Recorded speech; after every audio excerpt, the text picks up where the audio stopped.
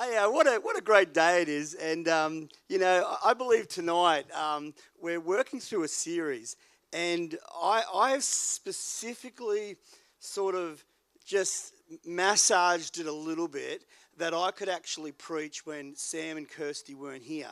Because what we've been doing over the last couple of weeks, the series that we're in, it's the top three things. So we've had the top three things, or the top three myths of church, the top three things that people thought or wish they'd have known before they become a Christian. We've had the top three things that stress you out and all that sort of stuff. And I wanted to talk to you tonight about the top three things that a senior pastor will never tell you. Or they will never really tell you 100% the truth of the matter of what's happening on that particular topic.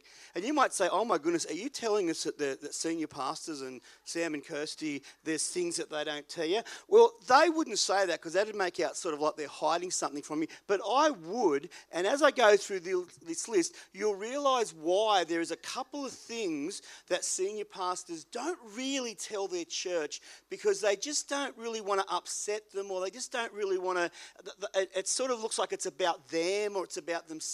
Or if they talk about it from the pulpit, it sort of comes across wrong, and people get mixed messages and all that sort of stuff. So senior pastors just tend to avoid it. Now, Cherie and I have been senior pastors of this church, believe it or not, for 25 years, and we handed over to Sam and Kirsty just a couple of years ago, and we were also youth pastors for 7 years prior to that 25 years of pastoring in the church, this church again. So I know a little bit about this topic, and I just wanted to really just for you guys just to sort of take some notes and just have just a little bit of a listen. If something annoys you or something sort of gets you a bit like squirmish, that's okay. Just make a note of it and just squirm home, and everything will be fine. So it'll be good. The top three things that I wish, and this is another thing that comes out. It's really the top three things that I wish that my church really knew or really understood about Cherie and I when we were pastoring the church. And all of them have got to do with the church, not just the pastor. Now, these top three things can really boil down just to one thing. And you'll know it's just one thing because there's really only one thing the church is really meant to do. And these three things are all connected with moving the church forward to achieve what God has asked us to do, and that is something that we call the Great Commission. But sometimes we feel that, we come to the church and Sam and Kirsty are paid by the church, so aren't they supposed to win the whole city and then we just come along on Sunday and celebrate what they've done because they've been paid to do it and they've worked hard? And this is where it starts to get a little bit sort of, not icky is not the right word, but it just gets a little bit, I can say things now, I'm not the pastor, that they probably wouldn't tell you when they are the pastor. And I didn't really say these things when I was the pastor either. Let me just start with let's start with Mark 16, and just let me read this out. This is just the Great Commission and a little bit about what Jesus asked the church to do, not the pastors, but the church. The pastor is someone that leads the church to do what God's called it to do. And it says this in Mark 16:11. It says, when they had heard that Jesus was alive, like he'd come back from the dead, he'd risen from the dead, he'd done everything he said he'd done all the miracles, he died on the cross, he's forgiven the entire world of everything they've ever done, and then he's come back to life.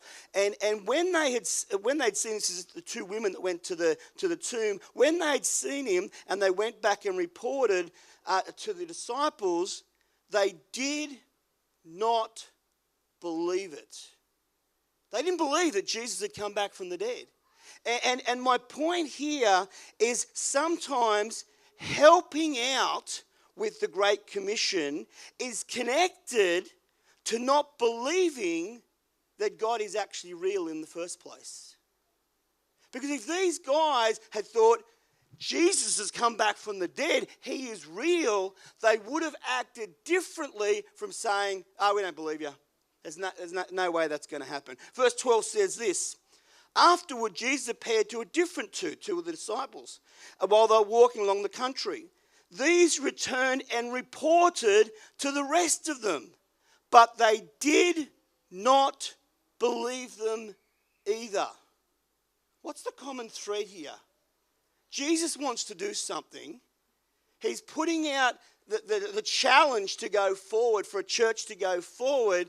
And no matter who he bumped into, whether it's at the tomb, whether it's the guys walking along the side of the road, he says, go back and tell the rest of the disciples, they just didn't believe him.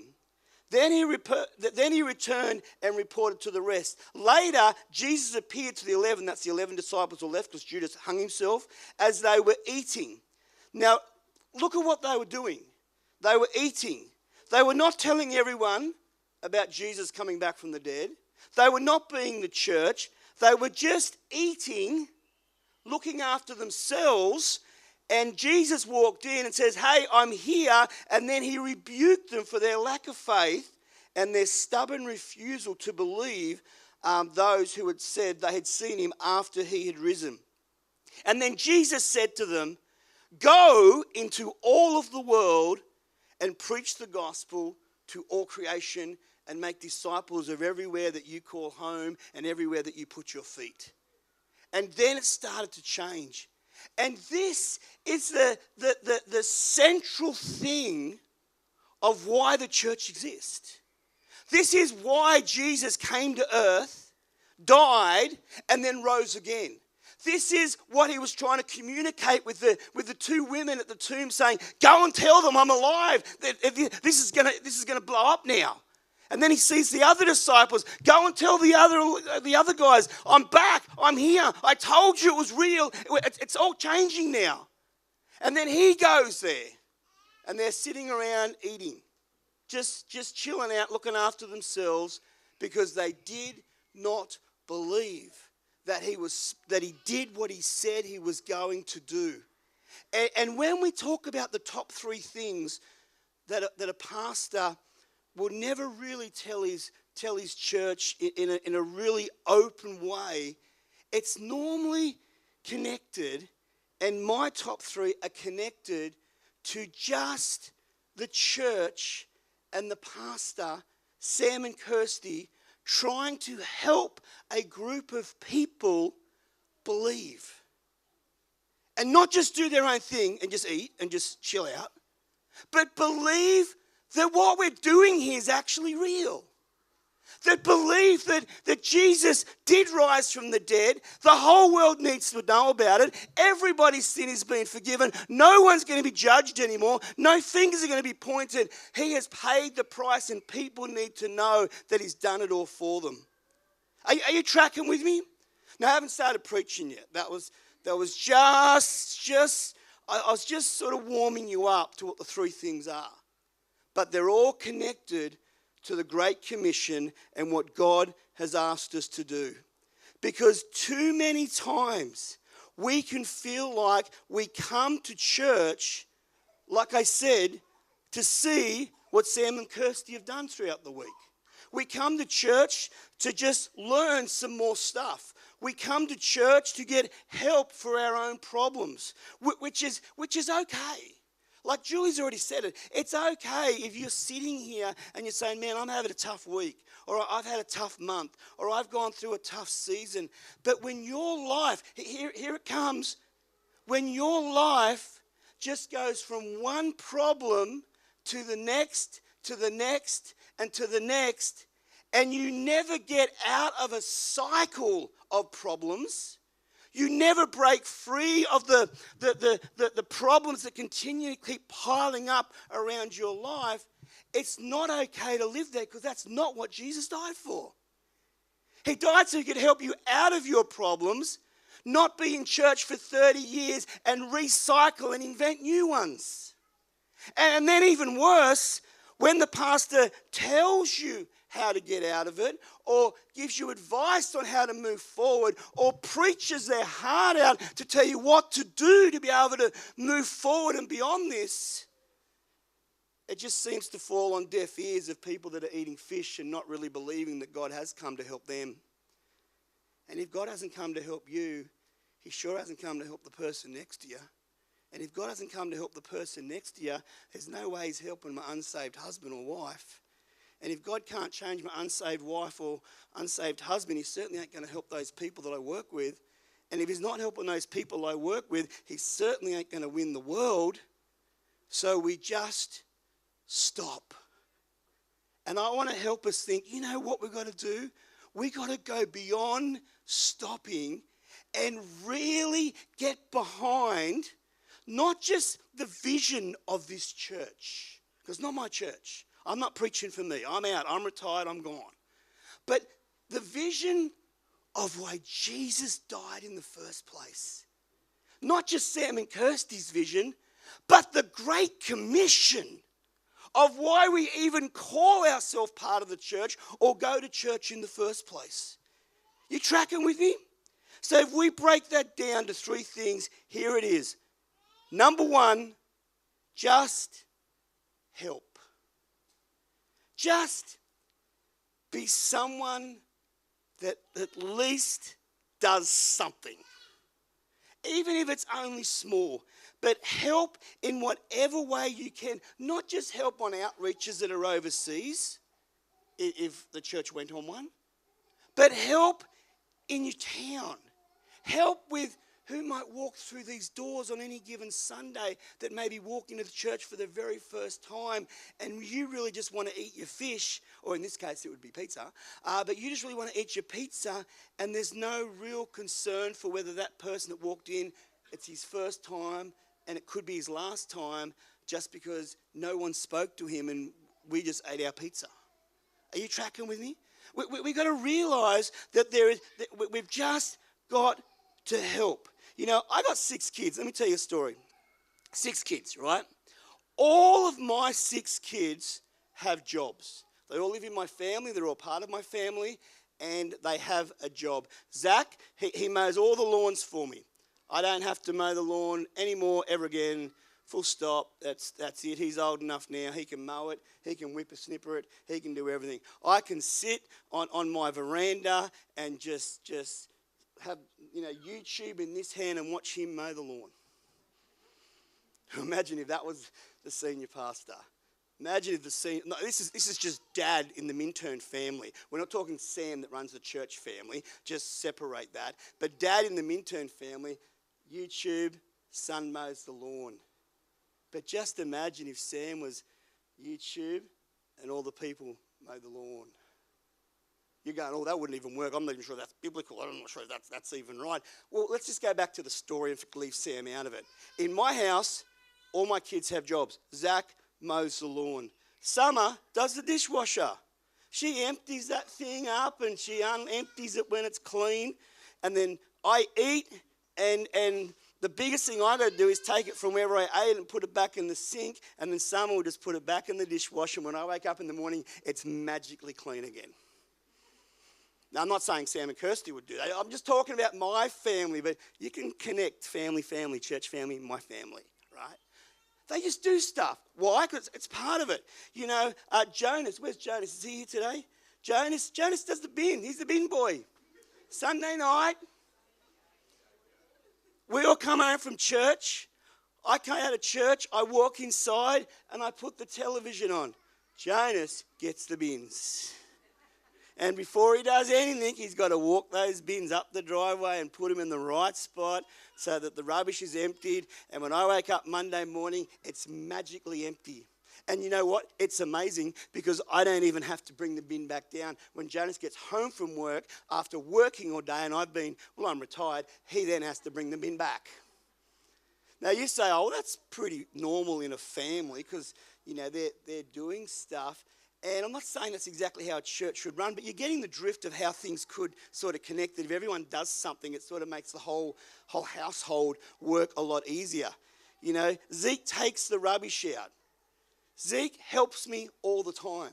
If I say, Zeke, he'll just come out of his room magically from whatever he's doing and say, what would you like? I did it today. I was unloading the trailer with some big boxes and I got half them off and the rest were too heavy. And I thought, hey man, it's hot. There's a Zeke! And it's like a genie. He just pops out of the front door. and go, yeah, Dad, what do you want? What do you want? I said, I'll help you. And he helped me move all the stuff around.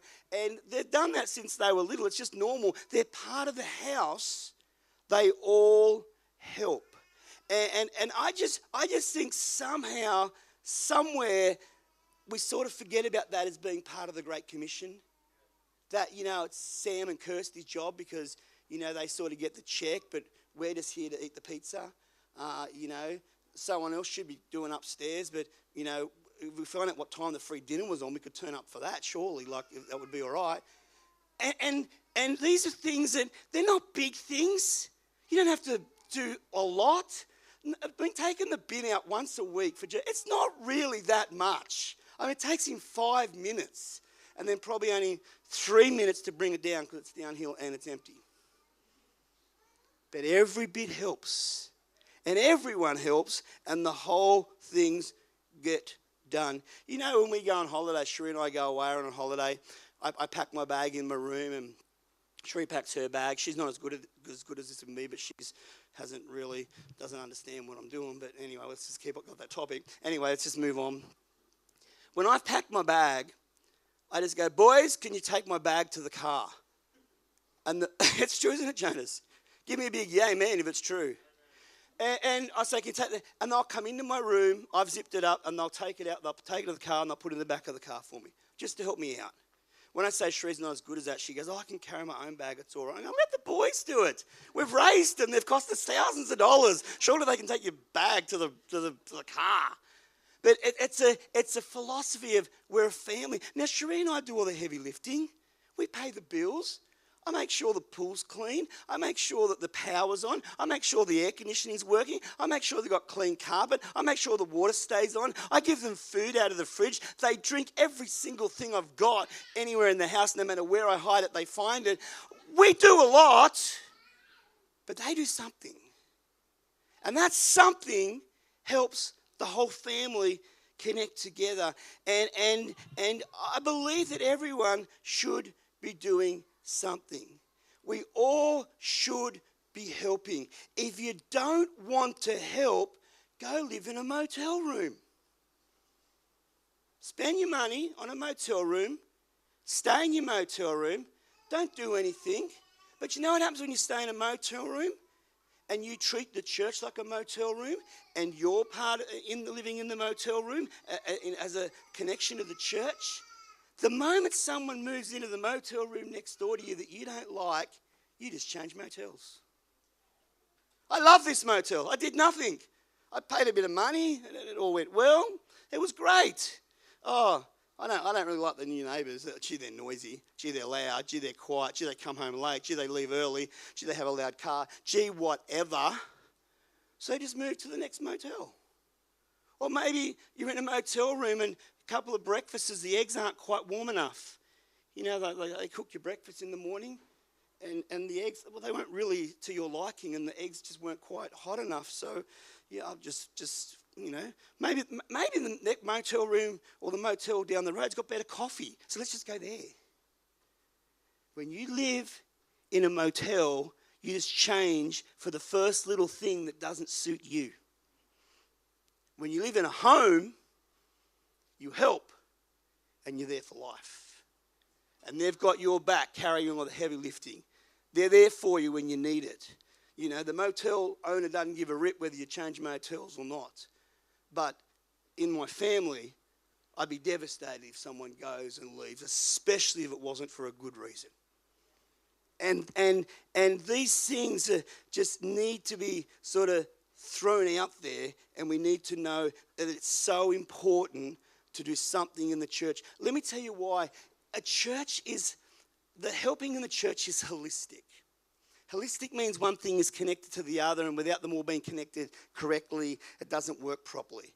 And it doesn't matter whether you're preaching at the front, or whether you're working with the kids upstairs, or whether it's youth on Friday night, or whether it's on the door, or whether it's cleaning up, or whether it's vacuuming, or whether it's straightening up the chairs, or whether it's cooking pizza down the back. You know what? I could preach well. The kids could be looked after. And then that family goes downstairs and one person's rude to them. Just one person's rude to them. Oh, what are you doing here? Oh, yeah. We don't really like that sort of people here. We don't like those ones that wear that, do this, do that, have this, don't do that, whatever. And that person, because of one person, is just never coming back. And not only are you not helping, in the Great Commission, you're just killing them from being a part of the Great Commission and helping you and seeing the thing grow instead of shrink. But in the same way that one person can make a terrible difference to see someone walk out the door because they were rude, and I've seen it. I've seen people that are like they're in high up long-term positions in churches, and they're just rude to people or wrong to people or mistreat people, and people going out the door as quick as they're coming in the front door, and everyone's wondering why the Great Commissions and the church is not growing. But let me tell you something positive. The same thing can be just as good, because one really good children's church leader that really takes care of one of the kids and really gives that child extra special time when they might need it, and the parent notices that one good children's church leader can keep that family in a church forever. Just because of the preaching's bad, Lee's music's bad, Mark's preaching's bad, Sam's preaching's bad, the pizza's burnt. But this one person upstairs looked after that person and gave them a little bit of extra time when they needed it, and that's the church they're going to stay in and serve the Great Commission for the rest of their life. Everybody does something to help take it on. This week, I'll tell you a story. I went down to Sydney, and I was with Jonas, and we're picking up some stuff for a cafe that we're starting. And as we were down there, we pulled up to get all the commercial gear that we had pre-ordered, and it was just boxes of stuff.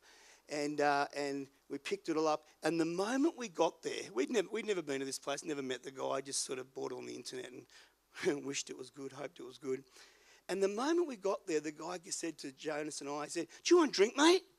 We said, "Oh, yeah, what do you want?" He goes, "Oh, we've got cold water, we've got Coke. What do you want?" I said, "I'll have a Coke, Anyway, he comes out, brings us a brand new little bottle of Coke. I said, "There you go." He said, "I know you've come a long way." I said, "Well, I've really only come an hour up the road today, but thanks for the drink." And he gave us that, and then he showed us around, and he was nice to us, and then we told him the cafe was new, and we were looking at some, the number systems where you have the little thing with the number 6, number 4, number whatever. Take it when you get your order and put it on the table. And he goes, "Oh, mate," he goes, "let me give you these things." He goes, yeah, I know your cafe's new. Take this and let it help you start your cafe up. He said, "They're on me. Take them away." And then he gave us some stuff and just to help the cafe open. And then before we left, he goes, "Oh, do you want another drink? You want a bottle of water for the road?" And we said, "Oh, yeah, thanks. That'd be great." And then when we're backing out, he's back on the trailer back. Now, these guys didn't have nothing to do. This place was flat out. There was about 4 guys there, and there were trucks coming in and out like there was no tomorrow. As soon as one truck left, the next truck come in. There was customers everywhere. But as they were jumping between all of these customers and all this busyness and all this stuff that was going on, they were just doing everything that they could to make sure that we were okay and look after us. We even went into the office, and the dad was sitting in there on a big leather chair doing nothing. Like most dads, he must have been about my age and retired, but he was still at work. And he's just sitting there, and his sons are doing all the work and all that. And he goes, "Oh, is this your son?" And he points at Jonas, and I said, "Yeah." And he goes, "He's a good kid." He goes, "Look at him, mate. I can tell he's going to do well." Now, the guy's never met Jonas. He doesn't even know who he is. He wasn't even there when we went in there to get the drink.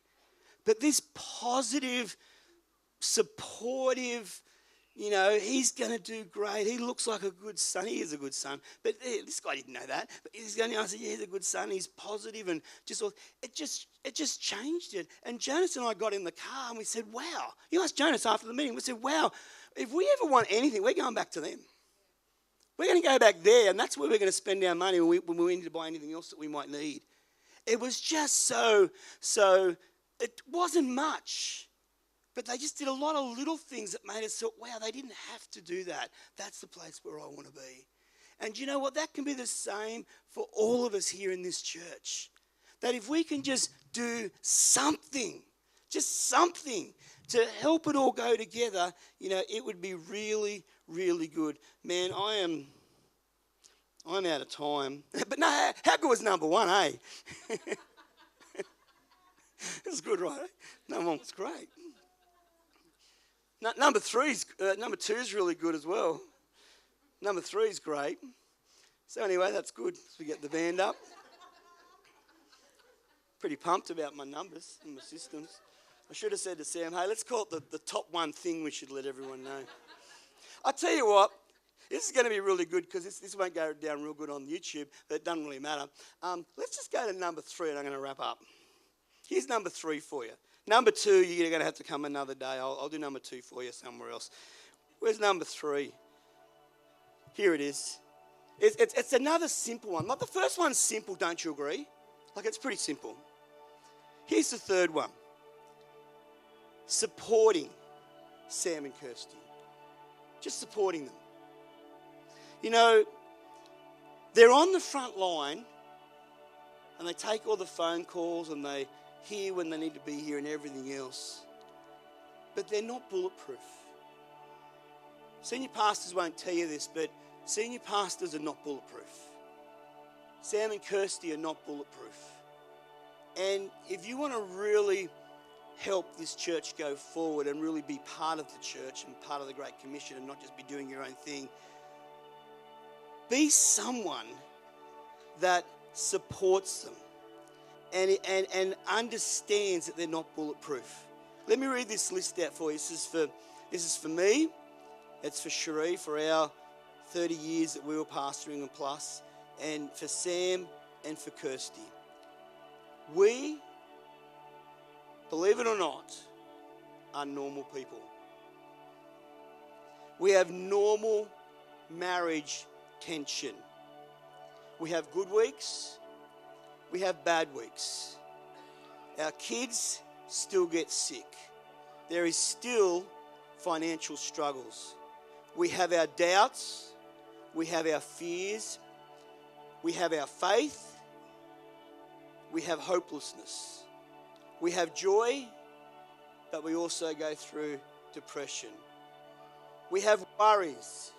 We face temptations, but we still, Sam and Kirsty still turn up every week to encourage you, to feed you, to bless you, and to lay down their life for you. So support your senior pastors. They'll never ask, they'll never be as blunt as maybe I might be today, but I'm telling you, they need it for the survival of the church to go forward, to fulfill the Great Commission. Everybody needs to be doing something, and you've got to support your senior pastors because they're not bulletproof. They still hurt when people walk away from the church, even though they've laid down their life for them. They still hurt when people pull back because they didn't get their own way. They still hurt when people just almost ignore them because they didn't get the attention that they wanted. Here's my last story for today. And it's a little bit about me, but it'll let you know a little bit about every other senior pastor that's ever lived. I used to get scared every single time that I had to preach. I still get scared today. Every time I walk from there to here, I am on edge. Now, I may not seem it, hopefully, and hopefully I don't look like it. But on the inside, I'm like, oh my goodness, I hope I get this right. Oh my goodness, I hope I don't upset someone while I'm trying to tell them the truth. Oh my goodness, I hope I don't say the wrong thing and make someone else feel terrible that they don't want to be in the church. Oh, I hope I don't say the wrong thing and make myself look like an idiot. Public speaking is the number one fear in the world. Every time I walked up here, I would be nervous and I would be scared. For the first probably 10 years, I was sick in the shower every single time I had to preach. And I've spoken to Sam, and he doesn't get off any lighter than I did. But you don't see that. This is number 3. Remember, we skipped number 2. But number 3, you don't see that. But a little bit of support goes a long way. Gee, that was good, Sam. That was great, Kirsty. Thanks for doing that. Appreciate you putting that together. Appreciate you filling the gap for that. Appreciate you praying for us. Appreciate you organising that meal for us. Appreciate you running the church so the rest of the church could do a little bit that did a whole lot for the rest of the community. Appreciate that. You know, I felt sick every time I went into a meeting when I knew someone had done something really bad or just not listened or had done something bad and weren't going to listen anyway. I used to get so scared to just clarify some things with pastors or leaders or staff that I had. I used to sit in my office and I'd psych myself up going, I've got to talk to him, I've got to talk to him, I've got to talk. And then I'd shut my door and I'd go, I've got to talk to them, I've got to talk to them, I've got to talk to them, I've got to talk to them, I've got to talk to them. And I'd go, oh, excuse me, can you come in? And then I'd act real tough. To have a seat. And then I'd do the best of my ability, whatever I had to do.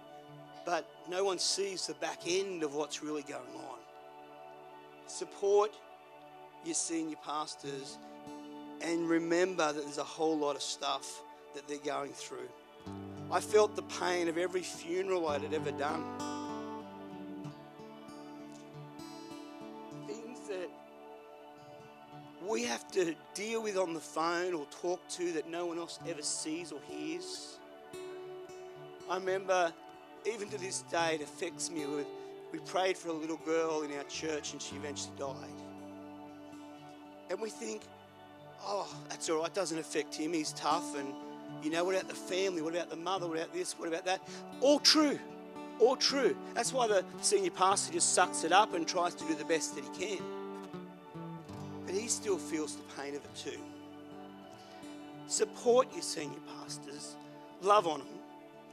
And let them know that you're standing there with them, both in words and in actions, which reverts back to number 2. You know, every funeral, every person that died, every pastor that had died in this church, every marriage that fell apart, somehow we carry a little bit of that with us. It's like when you carry a little bit of your home, work life home. Pastors just never get out of it. Support them. Look after them. You know, here's my point, and then I'm done. Support your lead pastors. Support, encourage them every week. Send them a text and tell them you appreciate them. You should all of you should just all send him, Sam and Kirsty, a text right now, and they just get like 40 texts at 10 to 6, except to be 10 to 7 up there. 10 to 5, plenty of time. We haven't even started church. Queensland time. Send them a text and say, hope you're enjoying your holiday. You deserve it. Tell them all the time. Give them money to support them in their own finances and make the church healthy financially as well, which takes a lot of pressure off them. Give them grace. Pray for them. Speak well of them. Stand up for them if people start to pull them down. You know, one of the most painful things that I ever walked through was when people that I had prayed for and given my life to threw me under the bus the first time something didn't go their way. Make sure you tell them, support them, pray for them, give them grace, do everything you can for them. Because these are all things that they will never tell you. And that is just the top 2. Number 3 is going to remain a secret until if I ever get asked to preach again on this topic. But that's enough, right? Take some of that with you. Put it in your pocket, put it in your heart. Figure out what you're going to do. Figure out how you're going to help. Figure out how you're going to support them, both personally and support them corporately. Because it's not just about Sam and Kirsty and Heart House. This is the Great Commission. The church is the answer for the Great Commission. Not a pastor, but a church. A pastor just leads the church. And Jesus was really, really annoyed when the disciples didn't take him for real, that he'd come back and this was the job that he gave us to do. Amen? Come on, let's stand and worship God.